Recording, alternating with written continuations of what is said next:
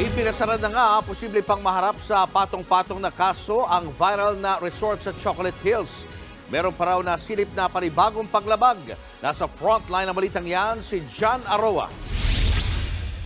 Kahapon lang nang ipasara ang kontrobersyal na Captain's Peak Garden and Resort sa paanan ng Chocolate Hills sa Bohol. Pero hindi lang tigil operasyon ang poproblemahin ng pamunuan ng resort. Posible raw na maharap ito sa patong-patong na kaso.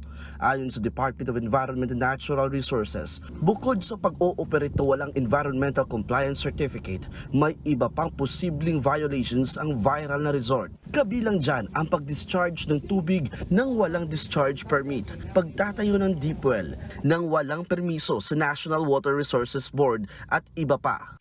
And then under the INAIPAS law po, yun ang mabigat kasi there are penalties for violation, for criminal liability. May mga penalty po siya and it's not small. Minimum of 1 million to 5 million pesos maximum. At meron po karagdagang minimum of 6 years to a maximum of 12 years imprisonment for putting up structures without the appropriate permits within the protected area. Nang tanungin ng DENR kung may posibilidad na magbukas muli ang resort. Right now, we are not actually able to determine whether we can have them open again.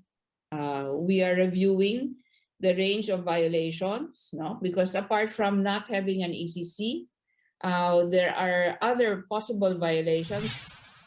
Iniimbestigahan naman ng Bohol Provincial Government ang lokal na pamahalaan ng Sagbayan matapos nilang bigyan ng business permit ang resort kahit wala itong ECC. Pero giit nila, may kapabayaan din ang DENR. We will ask the legal team, no, kung ano ang dapat gawin dito. We will correct anong cause of this mess. I was so embarrassed na nag-operate pala sila na walang ECC. So mayroong negligence yung DENR dito, napabayaan. The damage that has been done.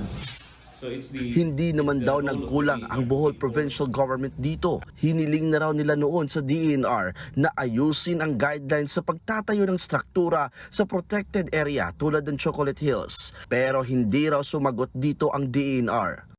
Enforcement talaga hindi sa amin. So it's the role of the DENR to enforce. Ang sa amin lang is to complement. Naging komplikado palalo ang isyu dahil malaking bahagi ng lupa roon ay pribadong lote bago pa man ideklarang protected area ang Chocolate Hills. Ito rin ang dahilan kung bakit hindi raw agad-agad mapapademolish ang Captain's Peak and Garden Resort.